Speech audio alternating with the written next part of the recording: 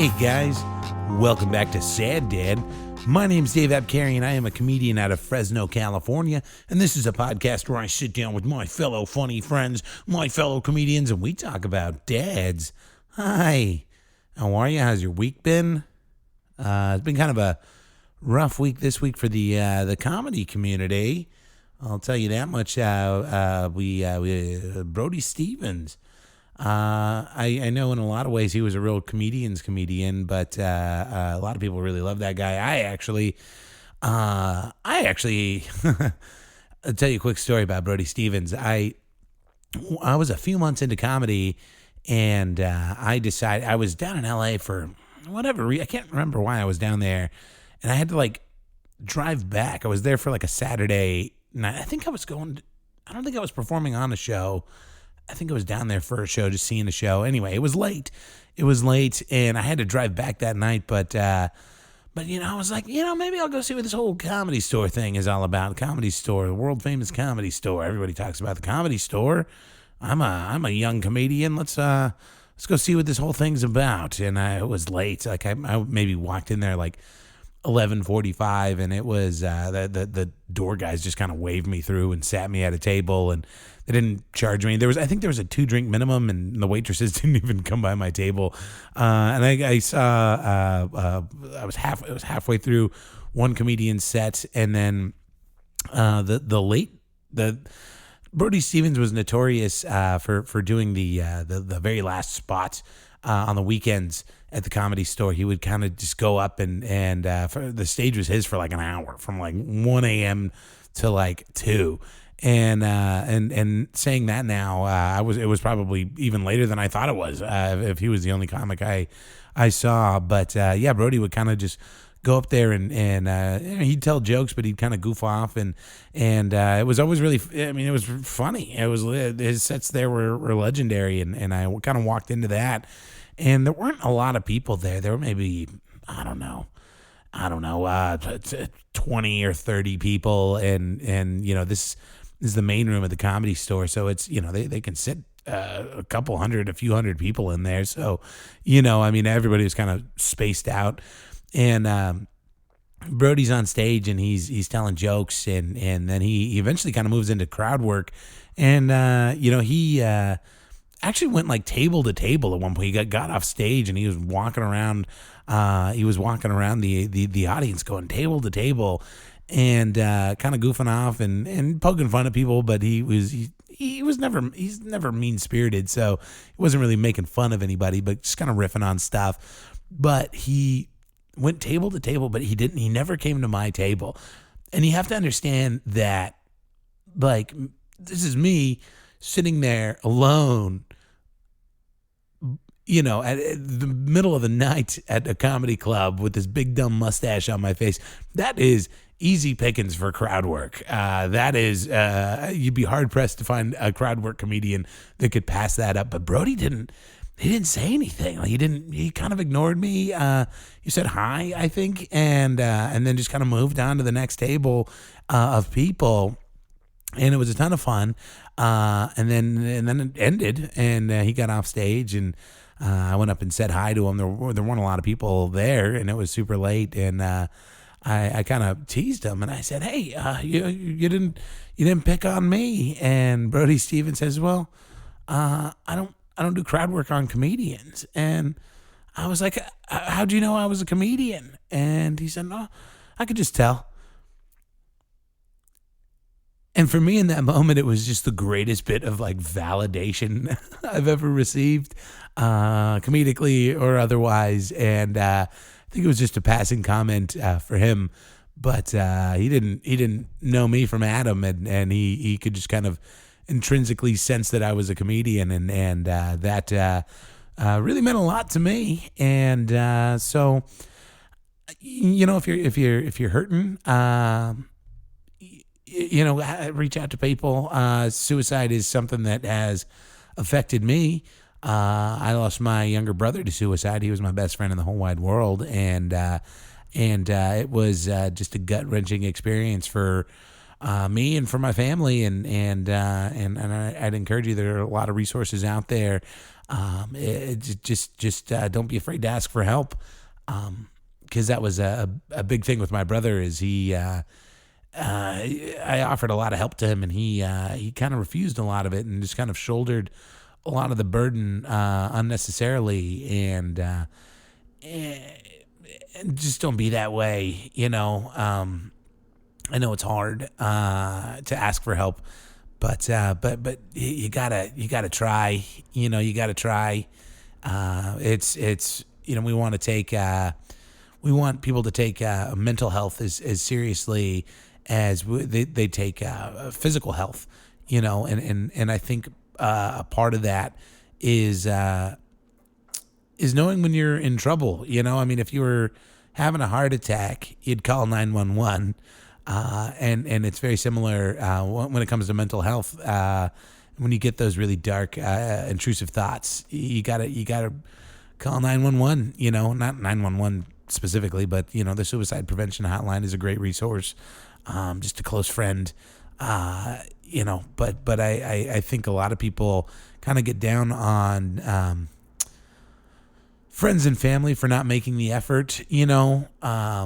When it comes to things like suicide. I mean, I see a lot of that out there, and it's well intentioned, but you see a lot of the posts on social media. It's like, if you have that friend you haven't heard from in a while, reach out to them, and yes, do that. But there is a certain amount of responsibility you have to accept on your own end, as far as taking responsibility for your mental health is concerned, and I think that's really, really important, and I don't think it gets talked about enough. Because when I see those types of posts about friends and family needing to make the effort to reach out to those relatives or whoever that they haven't heard from in a while and may potentially be suicidal, it hurts me a little bit, just because I did, with my younger brother. I was there. I took time off. I took a month off of work to be with him and get him all the resources and everything that I could. And so, but he wasn't willing to meet me halfway on any of that. And so, I think that would be my plea to anybody out there that may be dealing with depression and suicidal thoughts is you just make the effort. Just try. Okay. All right. It's enough of that. Let's talk about Sad Dad. Let's talk about our episode today, because I have a fantastic episode. I'm recording this a little earlier than normal. I normally record these intros and outros on Wednesday nights, or Wednesday mornings. But today is Monday. I'm recording this 2 days earlier than normal because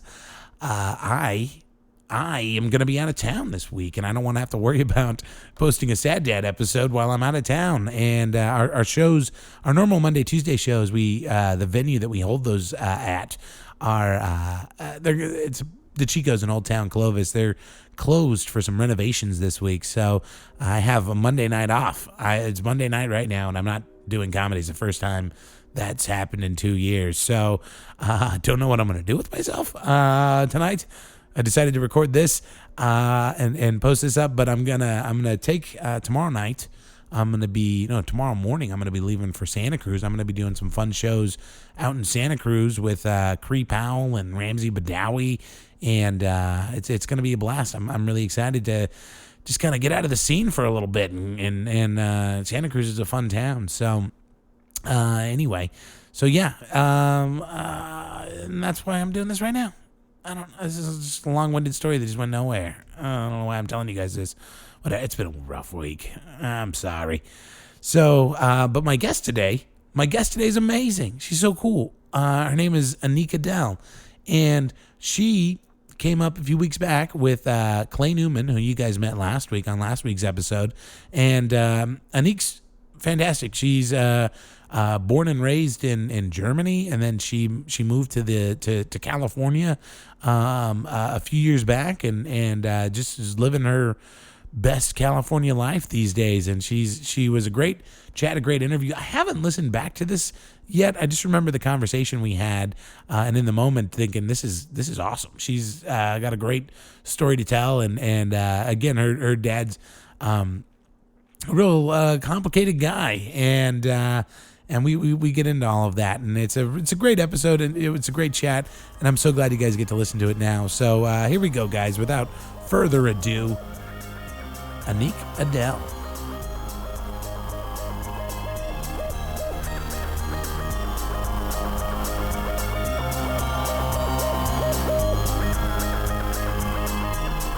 Yeah, I was gonna say, because like sometimes like when there's an age gap like that, like.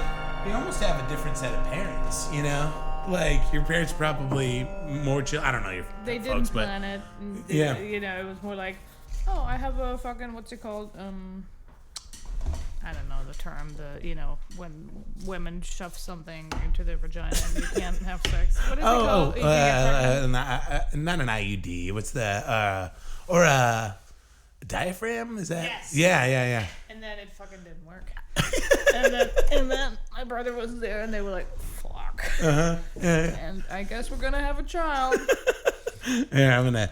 What do you want me to do? Oh, yeah, you can pop those on. Oh, sweet. Yeah. Look at Can you that. hear yourself okay? I'm gonna scoot this a little closer to you. This is nice. Yeah, thank you. It's a little All this leany, but equipment and shit. yeah, I had like a much more elaborate setup before, and then I just kind of pared it down a little bit. I bought this little recorder and made life a lot easier.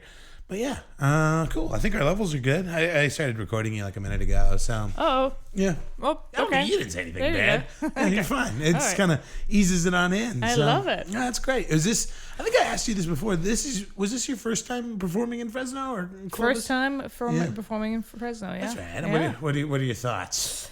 You know, I had no preconception of any of this, and I thought it was going to be a club, so that was funny. That was like, okay, this is not a club. Yeah, this is a pizza place. But it was, the first show we did was amazing. Yeah, that Friday show was a banger. Loved it. And last night was a lot tighter, but I think you had the set of the night last night. So thank you. you crushed. Oh, thank you. Yeah. Well, I want to say that Danny loosened the situation Yeah. because he was like picking on all He the was people. really poking the bear last Yep. night, man. And Yep. I know you and I were talking about that in the back. I think they were just so relieved to have Danny off stage and you on stage. You think? They were like, cool. That's one of the things that I've never, I think I will never figure out in stand-up is when the audience is not warm and they're fucking weird or you don't know what's happening. They're just quiet. Right. Are you going to just do your set and then be maybe screwed, or are you going to do what Danny did and just like talk to everybody and then hoping that, they loosen up? Well, in like a weird way, he almost kind of like took a bullet. I mean, it was a pretty unconventional route and probably not a route I would recommend most people take. But the thing is the people that he was really picking on the most, he had, or I should say that were really like heckling the most, knew Danny. So he had like a relationship with them. Like they came in specifically for Danny. And so he might have gotten a little bit of a pass too because of that. So I don't know. We could get all philosophical about it all day long, I suppose. But cool. I'm glad you made that. Where did you start in comedy? I mean, did you start in San Francisco? Or? I did start in San Francisco. First open mic at the Brainwash. That's kind of how I know Clay Newman. That was I was talking to him yesterday, and that was his first open mic too. Yeah. It was horrible. Of course, it was horrible, and it was 3 minutes. And I thought, oh, this is gonna be fun. And of course, I'm like coming in last, and everybody left. Nobody's listening. Sure. And I was like, oh shit. That's funny. So it's funny. That's almost the exact opposite story that Clay told.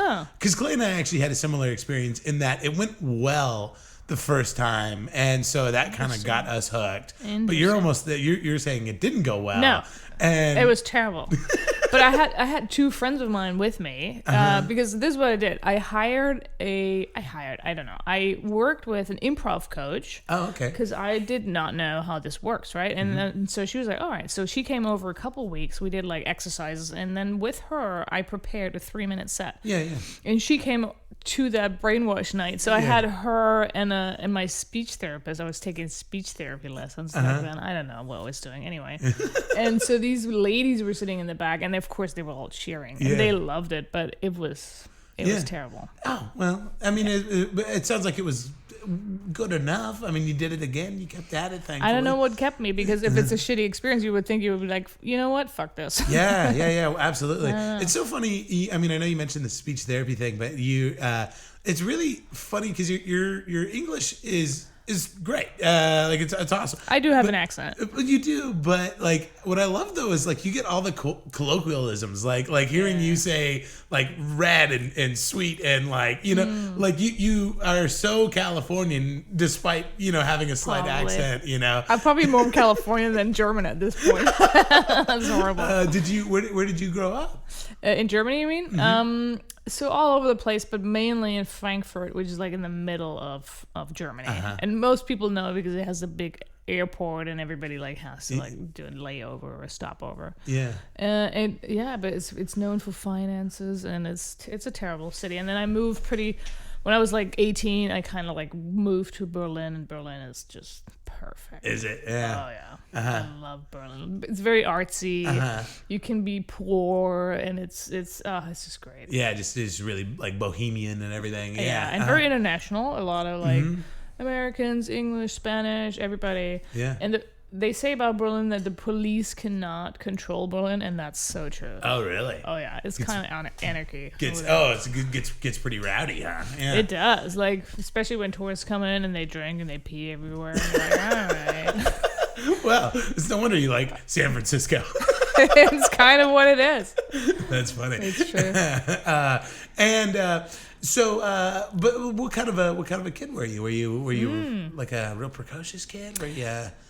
I was kind of like a little boy. I always had short hair. I should have known I was gay back then. I was playing soccer. I was climbing trees. I loved the adventure. I loved the outside. Yeah. I was playing soccer. I was playing tennis a lot. That was kind of my youth, and I think the funny only came when I was in, when you're in class and you're kind of the class clown. Was that the same for you? Yeah, I'm sure it was. I was the big goofy kid in class. Yeah. I mean, the teacher would say something like mildly like some kind of like mild innuendo, and then everybody would look at me I just remember the whole class turning around waiting for me to make the dick joke, and I'm like, all right, here it is. There we go. All right. You know what? I actually discovered this recently. I think in hindsight, what I was doing, I was trying to impress the ladies by being funny. Oh, okay. Yeah. Because I always ever wanted the ladies to laugh. I didn't give a shit about guys. So I don't know why I didn't know. But in hindsight, I think I just wanted to make the ladies laugh. Well, in fairness, sometimes I feel like it's way harder to make women laugh. So it probably made you a lot funnier. Did you want to make both sexes laugh? You didn't care? I guess, well, you see, I wanted to make the girls laugh because I wanted them to like me, but the boys I wanted to make laugh just because I didn't want to get picked on. Yeah, that was sort of like get them to laugh with you rather than at you was sort of my motivation there. So you're growing up, you're playing sports, you're in Frankfurt, and what's like Frankfurt like? I mean, you mentioned it's like a little more uptight than Berlin, but like what's it like? I mean, what are the people like there? What are they doing? I think most of the people who work there work in a bank, or they're a lawyer, or it's very serious shit. Yeah. But it's a very small town. It's like 300,000 people. Oh, really? So it's not very very big. It's very conservative, I would think. Not Berlin. It's like the opposite, super liberal, and so Frankfurt, I don't know, it's just a little boring, I guess. And I think the way we made our youth funny is just to like try new shit and rebel against everything. And, sleep in tree houses and shit. That's kind of fun. Yeah. I always picture Germany getting really snowy. Is that? I mean, does it snow a lot, like everywhere there, or is it? Yeah, pretty much. It's like you have like 2 months of where it's nice and warm, which is like July, August, and the rest is that's fair. Yeah. Oh my God, Germans are hating me right now. I was gonna ask you about that too. Like you kind of poke fun at Germans being kind of like uptight and Yep. but is that more of a stereotype? I mean, do they have more fun than people let on or think? I think it depends on how you compare. Like, now that I live in California, you know, all the people are like, oh my God, sure, like, come on in, like, opportunity, no problem, right? Like, everybody is so easygoing.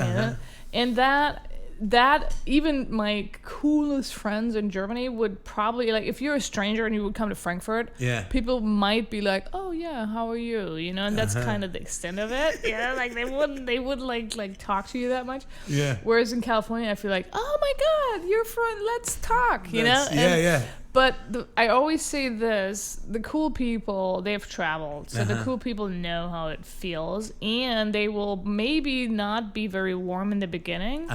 But when they like you, they really like you. Yeah. And you could fucking rely on that. That's rad. You know what I mean? Yeah, like, so it's a little different. But at the same time, too, after hearing that, like, yeah, you might be onto that whole you're more Californian than German. Because you walked in, and you and I meeting for the first time, and we immediately, like, got into a conversation. Like, we were talking about, I mean, is that weird? Do you ever, like, go back home and, like, have to deal with that culture shock? Like, it's fucking weird now, because now I go back and I'm like, oh my God, what the fuck, people, you know? But then I'm also, when I'm in California, sometimes I'm like, for instance, when I moved to LA, and that might be an LA thing, but I had all these friends and I was like, oh my God, that's so cute. And we were like going out and having fun. Yeah. And then they were all super friendly to me. And then all of a sudden there was another girl who was maybe becoming a little bit more popular because she was good or in comedy getting better gigs. Yeah. Boom. All of a sudden my friends spent all that time with her and I was like, oh no. Oh shit. Yeah. All right. Okay. Yeah. You kind of figure out how it works. Yeah. It's fickle and it's fleeting. A little bit.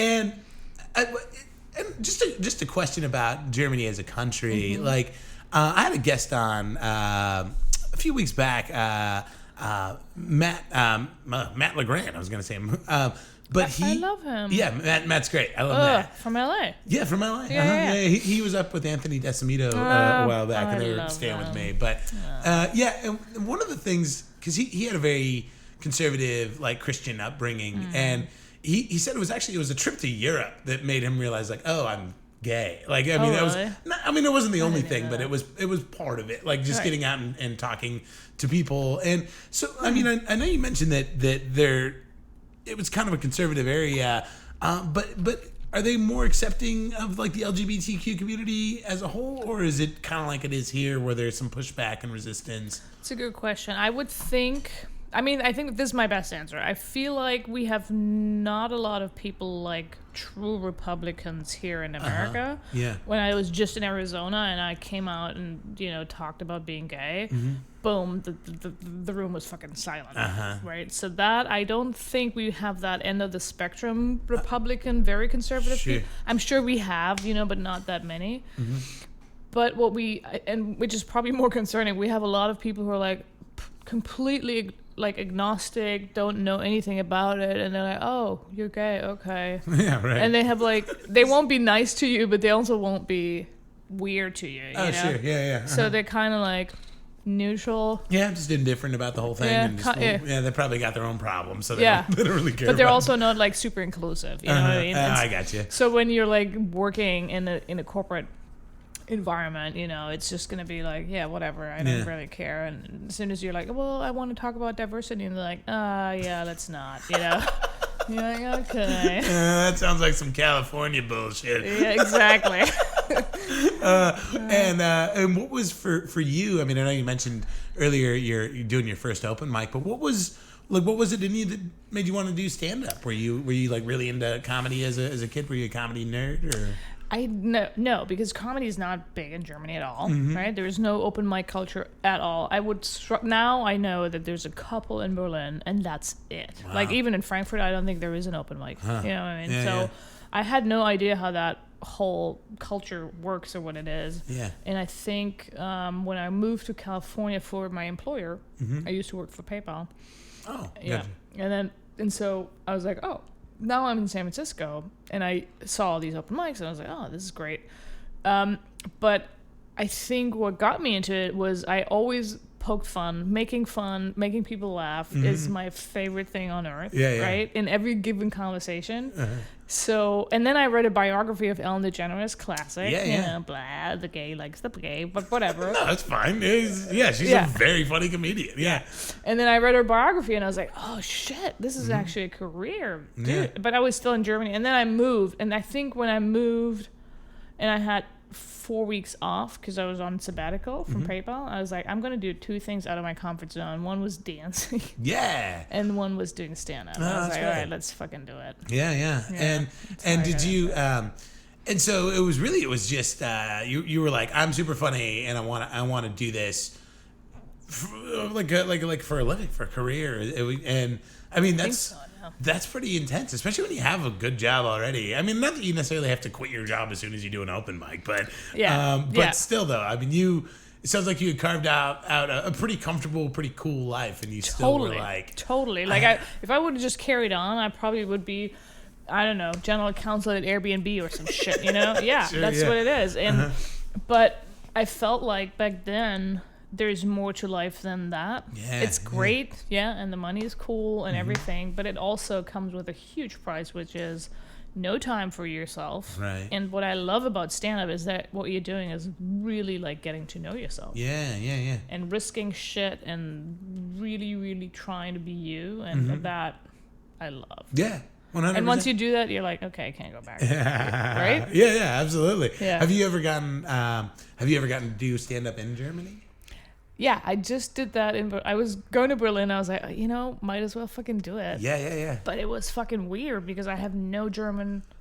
Right. I know German, sure. Yeah. I actually have an accent now in German, which is fucking weird. Well, that is weird. Yeah, I have like an English accent now. That's hilarious. Yeah, so I didn't know any jokes in German, and I literally just translated the jokes that I have into German language, and it was, I don't know, it went better than I thought. Sure. But it was still fucking weird. Yeah. Like the syntax is all weird and like that. Yeah, I can imagine that being, and then any cultural references that don't translate. Exactly. Yeah. And then Germans also, they don't like one-liners. Like they were like, what?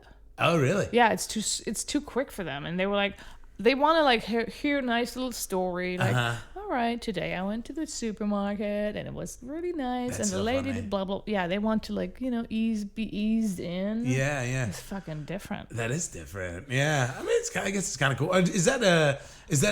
I mean, are Germans? Are you guys like storytellers? Do you guys really like? I mean, is it one of those things where you have like a grandpa that just likes to fucking tell stories? That's how Armenians are. I'm Armenian. Oh, you and are? Like Armenians just love stories. Oh yeah, like fairy tales and shit. Well, and not just that, but like you mentioned, like going to the grocery store. Like my grandma could spin that into a fucking 12-minute story like all day long. My dad's kind of the same way. Right. And like I can be the same way if I don't like police it. Like people don't want to hear this bullshit ass story of mine. Like yeah. I mean, it's one thing if you're on stage and it's for the sake of being funny and telling a joke, but like when it's just a normal conversation, it's like, no, shut up. Like yeah.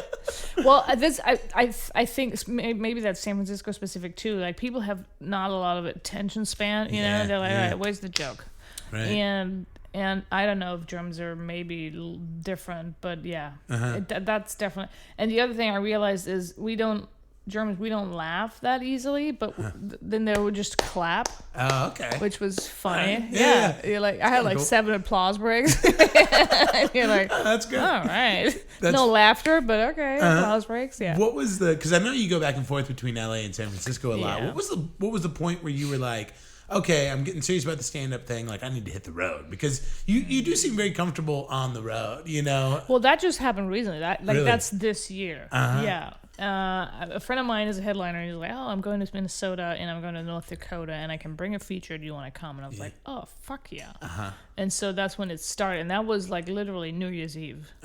And then I was like, okay, I feel like I'm going on the road because I'm like, I want to I want to experience this thing completely, you know. And I feel like if you're in your little town, in your bubble, you're not gonna see the Republican with the cowboy hat. You know what I mean? Right. And that's not reality either. Yeah. And you don't see the people who are maybe a little homophobic, and you have to fucking go there and deal with it, confront it, and deal with it, and still make them laugh. You know. You did a fantastic. I don't know that anybody was necessarily like homophobic specifically. They were not. But there were obviously a lot of conservative people, and that is one thing I do like about our rooms, because like we had that big table of very Republican people Danny just for whatever reason was just writing, but that back row they were not on board. Like, they were all more left leaning people. I think so too. And like, I kind of like that. I mean, I've said it before, but like I feel like our rooms are very purple. You know, like you have red, you got blue, and we're kind of purple, and I do kind of like that.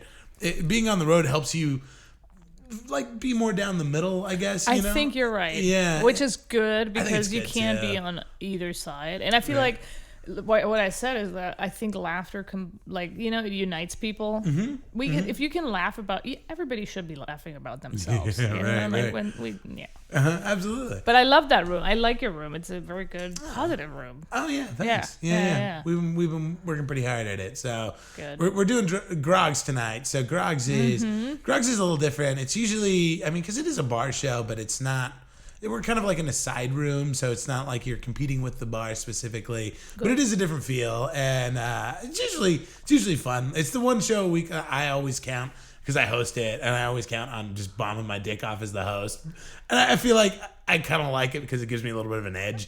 You know what I mean? Like I just bomb my dick off every week at Grogs, and I always, like, if I'm riding high coming into Grogs, I'll get immediately taken down a couple pegs. And I think that's You know what I do in LA? When I'm at a show and I'm doing really well, I go to an open mic where I know I'm gonna bomb. Yeah. Because you have to keep that reality check. Yeah, I 100% agree with that. Like, because I meet comedians like, I'm bombed and I'm lucky, and I'm like, you're not trying hard enough. Like, you're not getting out of your comfort zone at all, and it shows, because they have the same 20 minutes that they've had for the last 4 years. They're not writing new jokes. Yeah, like I will never forget the story that Jamie Lee Foxx's. I don't even know where I listened to it. I think it's some fucking podcast, and he was saying he was performing in so-called black rooms, like where a lot of black audience was, and of course he was killing. And then his grandma was like, "No, you need to go across town into the fucking whitest room you can think of, and you need to be killing there." Yeah, and I think that made him. Kind of, probably the star he is today. Absolutely, 100%. Yeah. You can't be in that bubble all the time. No. Once in a while is nice. Yeah, because you don't want to fucking kill yourself. It's like, well, I'm done with comedy. But I don't know about you, but even when I'm like in a completely gay room, I'm not doing that well. That's funny. Well, yeah, because I think sometimes when you're amongst your peers like that, like I think they're a little harder on you, whatever it is. Like, Armenian people don't like me.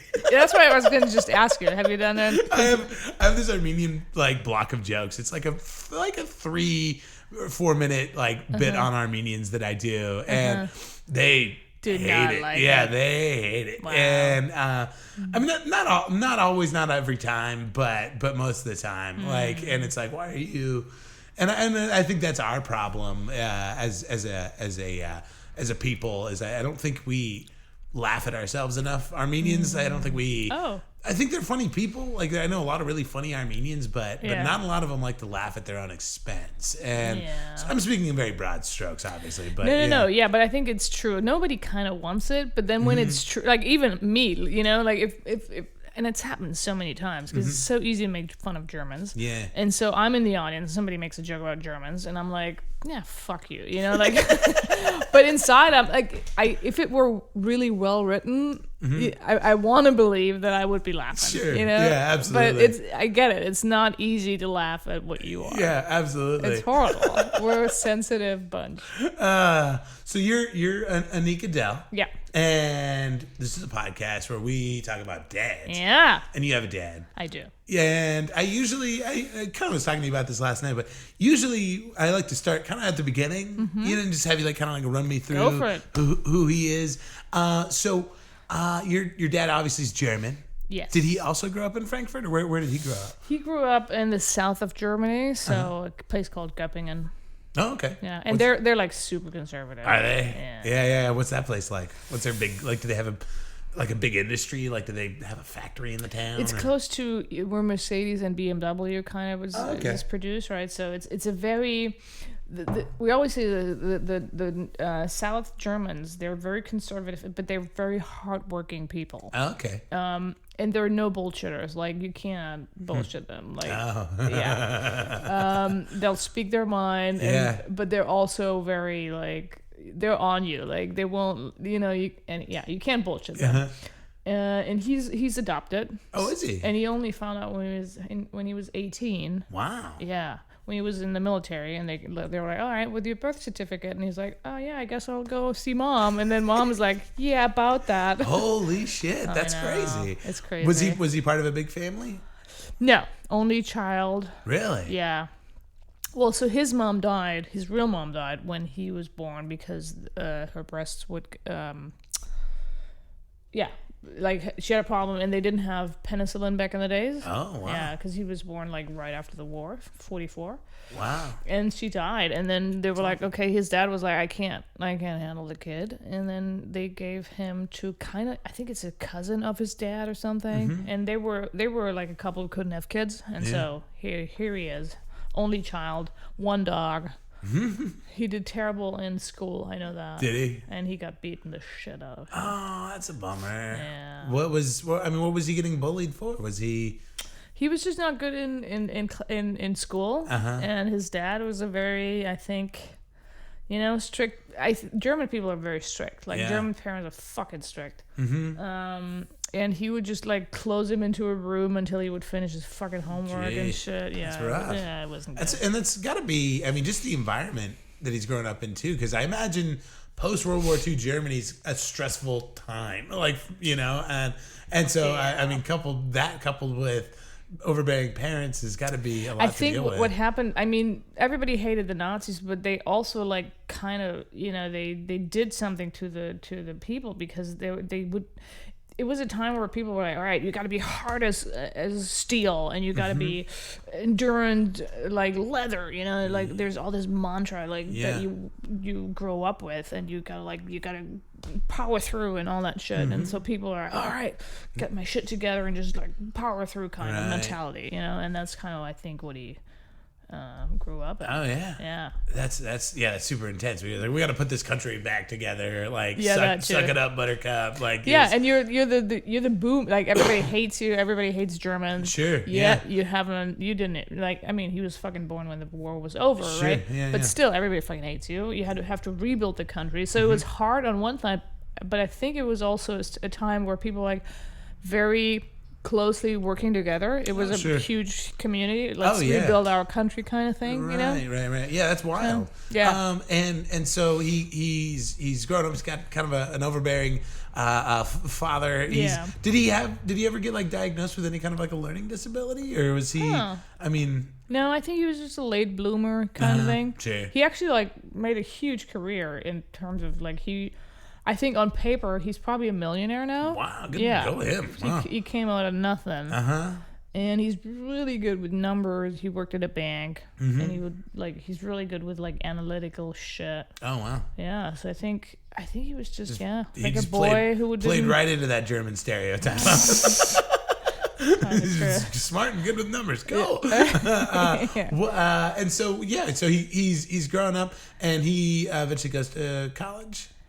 He went to college. He studied business, and then And I think I don't know. Was there like Woodstock? That movement happened here too, right? What was it? It was Woodstock. Oh yeah, 68. yeah. The hippie dippy stuff. The hippie dippy stuff, yeah. And I don't think he was a hippie, but he was kind of a rebel, with the mustache, just like you. Yeah, I already love your dad. And he was smoking, chain smoking. Yeah. Oh wow, go ahead. Did he have any like weird hobbies? Like what was he into? Oh, that's a good question. He's not a sports guy. He doesn't do any sports. What was he into? I think he just had a lot of friends, and he would go out and drink heavily. That's a hobby I can get behind. I respect that. Yep, that's I think what he did. And at what point does your mom come into the mix? When does he get there? Good question. So I think he was very ambitious, my dad, and he excelled really in we call it university. I think you guys say college. Sure, yeah. Yeah, we call it university, and then he went to. Was that before or after France? Oh yeah, that's before. So he's becoming he's writing a PhD. Whoa. Yeah, he was like very in law, which is weird, but it worked. He could have a PhD in law. Yeah. And while he was doing that, my mom, they met at Mardi Gras, I think it's called. Yeah. Carnival, right? Uh-huh. And he was a party. My dad is a partier. Yes. He's with his buddies. He's fucking getting drunk. Mustache partier. And he's actually, smoking cigarettes. Yep. I'm all on board with your German dad right now. Oh yeah, he's like partying. And then his best friend, brings my mom to the table, kind of thing. And I wanted to make sure I heard you. This is in France? Oh no. This is in Germany. Still. Okay, gotcha. Yep. They moved to France after that, but gotcha. So this is still in Germany, and it's Carnival. And my mom, I think, was waiting tables or something, and she's not German. She's from Slovakia. Okay. And she had just kind of moved to Germany, so she didn't speak that well. She didn't speak German that well, and but she was pretty. And actually, my father's friend hit on her. I know. And so my father was like, "Oh shit, she's cute," you know. And I think he just went for it. And he was like, "Best friend, I'm sorry, I love you, but sorry, this is the girl for me." That's it. Oh wow. Yeah, that's a cute story. And I think like 6 months later they fucking married. And wow. shit. Yeah, it was a different time. Yeah. They were trying to rebuild the country. They had to make babies.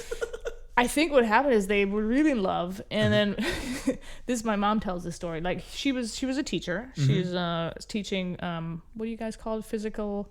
Oh yeah, PE, physical education. Yep. Yeah. And so he's like, "Oh, can I come visit you?" And she's like, "Sure." And they had like they met one time, and then he comes into the gym where she's teaching, and he's there with two fucking luggages. And she's like, "What the fuck are you doing? Are you moving?" And he's like, "I'm just visiting." And then he just never left. I think he was a badass. He seems like he knows what he wants, and he's very decisive. Like he's like, "This is what I want," and I think he's also pretty frugal. So he was just like, "Oh, I'll just check out whether I can live with that girl for a minute." Oh, that's funny. Yeah. Yeah. He made it work. I don't blame him.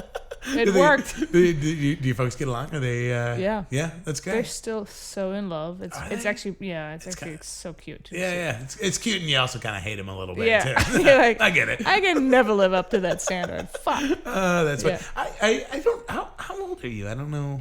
I'm 35. Oh, okay. Yeah. So if I'm doing the math right, because I'm 32, so we're about the same age. So there was like a length of time that your folks were together before you came along.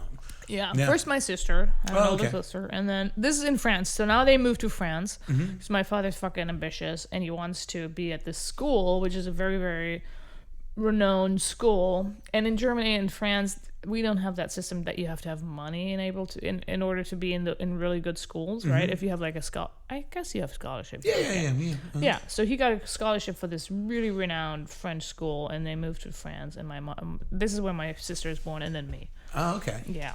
Gotcha. So your sister was born in France. Me too. Oh, and you too? Does that make you? How does that work? Are you? Yeah, it's funny. So France is kind of like America. If you're born in France, you're French. Oh wow. But because I was also German, it's kind of like you have to choose when you're 18 to be like, do you want to be French or do you want to be? Oh wow. Yeah. And I never chose to be French, so I was like, yeah, fuck it. Yeah, I'm just gonna be German. It's European anyway. Yeah, right. Yeah. And both of those countries are still in the EU, so yeah, you're Exactly. Exactly. That's great. Yeah. So with that though, like you come along and you're growing up in Germany, and what was your relationship like with your dad? Because obviously his was a little strained, and how'd that go? Yeah, I always say that my sister is my father's child. You know how you have like a parent that you connect to? I get that, yeah. So I think I was more a mom's child kind of thing. And with my dad, in hindsight, I want to say because when you're gay, you feel male and female kind of thing. Mm-hmm. So maybe because I was also more of a male child or whatever, I butted heads with my dad a lot. Oh, really? Yeah. And then I studied law, and I knew how to like defend myself. And it was fucking horrible. We still to this day have like these super rational, intelligent conversations. Where, like actual arguments, and he gets so pissed. Oh, really? He's probably used to just rolling right over everybody. Yeah. That's kind of what it is. And now I'm like, no, I'm grown up. I'm not gonna let this slide. Yeah. Good for you. Yeah. Yeah, but I don't know what it is. He like tried to like poke everybody. He would come. I think it's his way of like getting rid of stress. Like he had a huge, very stressful job, and he would come home and just like try to pick a fight with everybody. Really? That's how you like de-stressed, Oh, yeah, it's rough. It's so I think he loves his kids, but he's also he's a weird guy. Yeah. Sounds complicated. Yeah, I get it. But I mean it's never easy. Like he never said I love you ever, I don't think. Oh, really? Has your dad said that? Yeah, but my dad's like a hopeless romantic like me. He is? He's just like, But I think part of it is my dad assumes he's gonna die all the time. Like he's just like my dad just assumes every time he sees me or anybody, it's gonna be the last time he sees them. Aww. So my dad, he's that sort of. I mean, but is he Armenian? Yeah. He's I don't know. I mean, I don't know if it's super healthy. Like, right. I mean, I still have weird. Like, I still get kind of weird about hugging him. But he'll be like, love you, and I'm like, okay. love you too, Dad. And and he, I had a younger brother that he got like super lovey-dovey after I had a younger brother that committed suicide, and so after that, my dad got real. But after that, he got real like. So I love you and all that. So it's and then it really kind of like went in. When I decided to start doing comedy, they were like really supportive of it, just because they were like, well, my older brother. I have an older brother too, but he's grown up and he's on permanent disability and he collects Star Wars figures, and they were kind of like, well, we're going all in on Dave. It's like, all right, cool. We're putting our hope on you. Yeah, no exactly. pressure. So. Anyway, so I mean, but yeah, I get it. It's tough. I don't know it's weird. Like I love him in a way, but I also kind of hate him in a way, you know. And I think he feels the same way. I think I told you I had this conversation. You told me a really funny story about that. Actually, I don't know. Well, I mean, it's how we doing on time? We'll save that story for a little bit. Okay. So, what was his thoughts on you getting into stand-up? So for the longest time, I didn't tell my parents. Oh, really? Because that's the thing. Like my parents have always had these very high expectations of their children generally. Sure. And I always okay, I'll study. They didn't tell me to study law, but I was like, I knew that they were expecting me to do well, right? Right. And so when I quit the job, and now I still practice law, right? That's how I make money.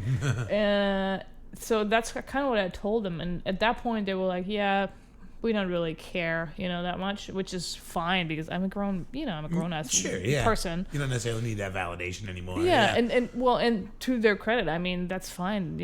They don't have to be very invested in my life anymore. Right. We're family, but it's fine. They're not responsible. Yeah. Right. And so, and I think when I told him, agnostic, no questions, nothing. Look, okay. Yeah. That's funny. Have you ever performed in front of your folks before? No.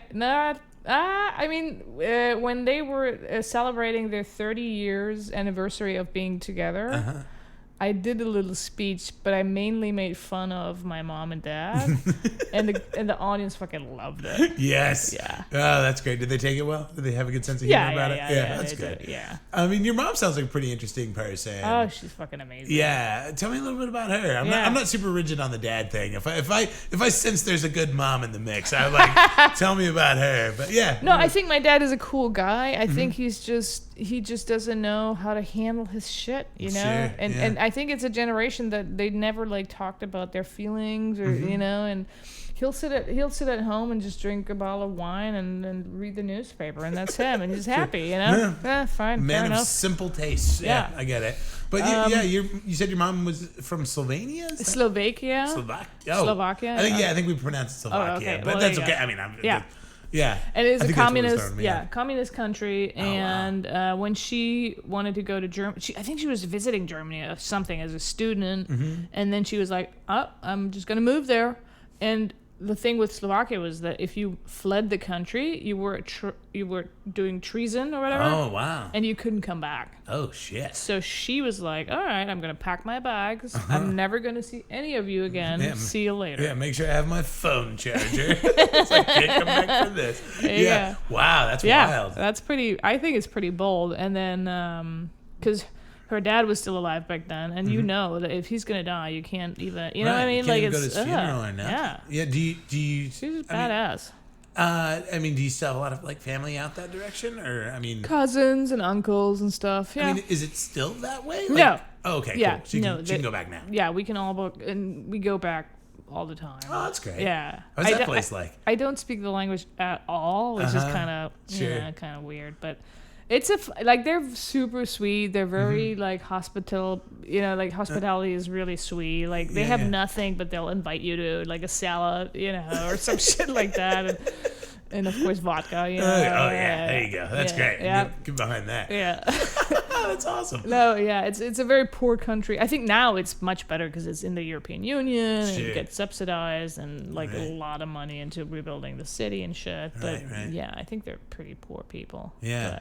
But very nice. Yeah, that's cool. Yeah. That's great. Yeah.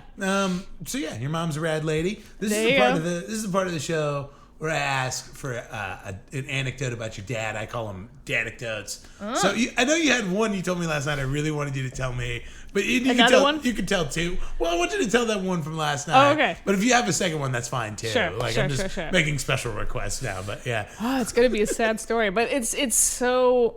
I think it's very representative of my dad. So I'm gonna end on a positive note. Okay, don't worry about that's it.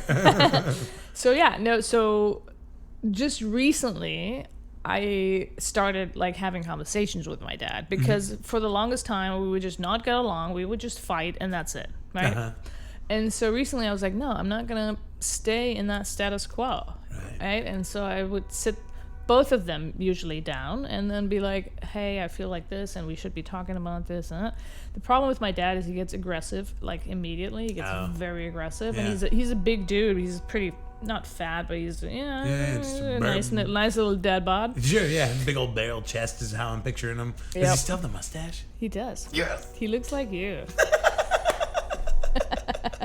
That's funny. He loves it.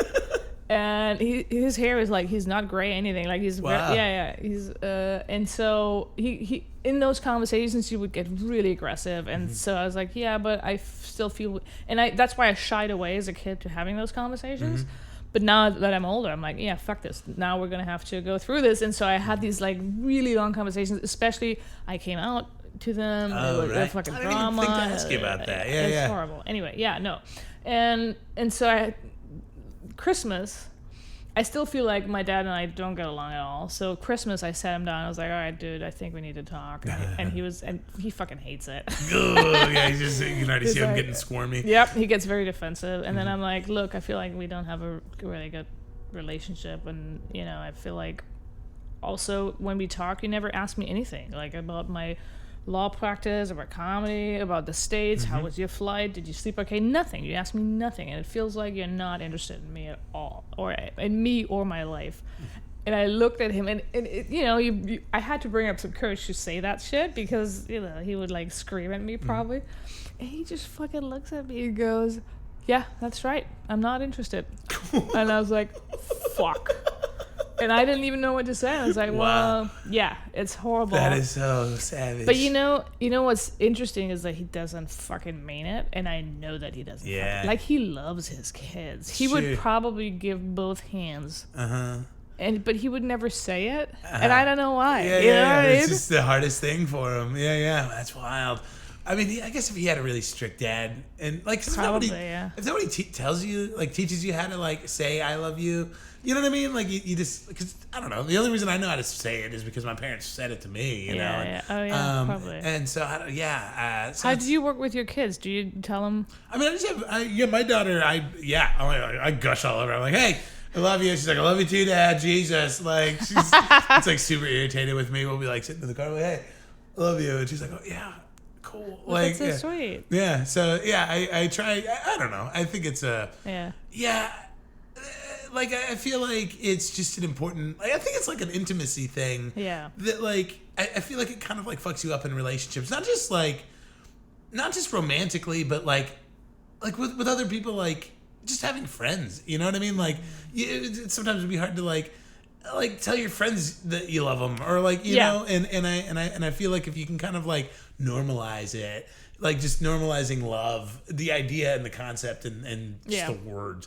I feel like it just makes it easier in life. But I feel like the generation of my dad, especially in Germany, when they grew up with this mantra of like, don't be weak. You know, you can't be weak. Right. You gotta be hard as steel and fucking right.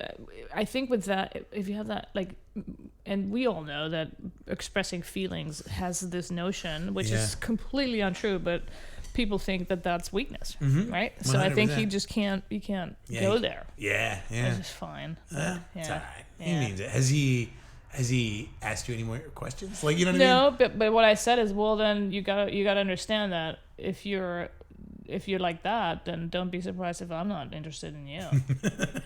I'm firing. I'm not firing back, but I'm just telling him. And he was like, "Yeah, that's fine." I'm like, "Okay." Which I don't think is true either. Sure. You know what I mean? Well, good talk, Dad. Well, I actually did this. Like, I don't even know. Oh, we had a conversation about my mom. And he's very worried about my mom because she has like heart problems and shit. And then I don't know how he got there, but he was like, he felt very defensive. He was like, this is not my fault that mom has all these heart problems. I'm like, why are you always thinking I'm attacking you? Like, and I looked him in the eye and I was like, and he goes, say it. Like he's, I don't know. He has this very like, and I'm like, yeah, I love you, Dad. Like, why would I attack you? You know? And he could not deal with that. Yeah. It was so fucking awkward. Oh man. Yeah. Well, you said you had another dad anecdote that you. Do I? It's okay if you don't. Let me see. I didn't mean to put you on the spot. That's yeah. I mean, that was a really good one to end on. But no, it's fucking sad. But it is sad, but it doesn't always have to be super happy. I mean, I always look for the stories that are most because that's the whole reason I started this podcast was to like talk about other people's dads. It was sort of the angle to like make me a better dad. Yeah. I came into this podcast with that very high-minded idea, and I've gotten not a lot out of it. Yeah? But I've gotten some cool stories. Yeah. But this turns out like a lot of comedians have some pretty fucked up folks, and I'm like, I guess I learned a lot of what not to do. I think in this day and age, as soon as you're just a loving parent, I think that's probably all we need. Yeah, I guess. I mean, I try. You know, her and I get frustrated with each other. My daughter and I get like kind of frustrated with each other. Sometimes. She's 8. Yeah. And she was mad at me. She was mad at me the other day, and like it's so weird. Like I'll be like, "Are you mad at me?" Good for you. Good for you. I'm like, "Are you mad at me?" She's like, "No." And I'm like, "No, I feel like you're mad at me. You can talk because that's my big thing. Is like I just wanted to like feel like she can like talk about her feelings, you know, like, and she'll really clam up about that, and that's one thing that like there was one day I was taking her back to her mom's. And she really we just had like a killer weekend. Like, well, I usually have her half the time, so I have her like Wednesday, Thursday, Friday, and then I take her back halfway through Saturday. And so we just had like just a great like week together, and I was getting ready to take her back to her mom's, and she just like walked over and she just like fell into my arms and just started crying. Aww. And I'm like, what is wrong? She's like, I don't want to go. Like she loves her mom. It's like she's got a great life over at her mom's too, but she's just like, I've had. That's the biggest compliment. Yeah, really, like it was sad. Like I felt like I don't know how to make you feel better. I ended up just telling her a story. Usually stories make her feel better. I told her this dumb story about my when I was a kid, my brother's dog threw up all over the living room, and then my brother tried to clean it up, and then he threw up all over the living room. My parents were gone, and they come home, and the house is covered in dog puke and people puke. Oh my god, that's hilarious.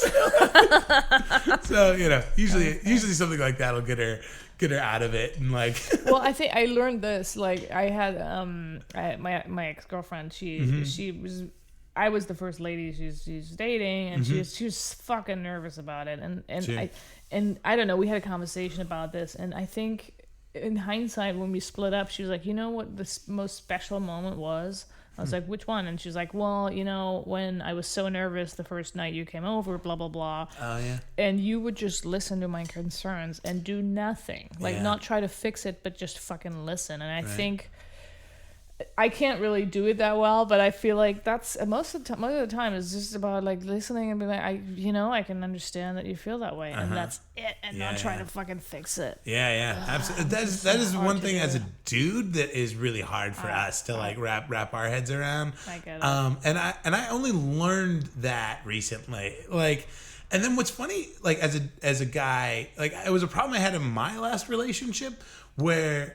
It was almost like the roles were reversed. And I was like, I just wanted to tell her my problems and just her just be like, yeah, that sucks, babe. Like, because that's all I needed. Like, exactly. Just tell me it sucks. Oh, shit. And she's like, well, here's what you need to do. And I'm like, I don't want this. Like, I was like, can you just listen to me? Yeah. I'm like, can't you just listen to me? But isn't that beautiful that in a way we can all now be that way? And what's interesting to me, I always get this question of like, so who's the man in the relationship? Sure. And I'm like, cool. I get, I'm not going to get offended, but I'm like, I hope that in every relationship, everybody can be everything, that you can be, vulnerable and fucking crying, and your woman is going to be like, oh, come here. Yeah. And I feel like that's what's happening anyway. Yeah, we're all just sort in of some like, way. Yeah, we're all just kind of like meeting in the middle, I like think so, yeah. So anyway, well, Annick, you've been so much fun today. Thanks for having me. If people want more Annick Adelle in their life, where can they find you, like on social media and stuff? Thanks for asking that question. Of course, I'm on Instagram, and that's Annick Adelle. Yes. And I have a couple of videos of my set, so Oh, cool. Yeah. Little snippets. Yeah. And then I have a website which I'm trying to work on, and people can see where I'm going to perform. Gotcha. Like it has a calendar. Yes. And that's www.annickadelle.com. Oh, nice. You got it. Yeah. I got it. That's nice. And I think those are the two big. Yeah. Yeah. I mean, of course, Facebook, but whatever. Sure. Yeah. I'll link it in the show notes. So, sweet. Yeah. Awesome. Well, thank you so much, Annick. Thanks for having me. Let's go do a comedy show. Okay.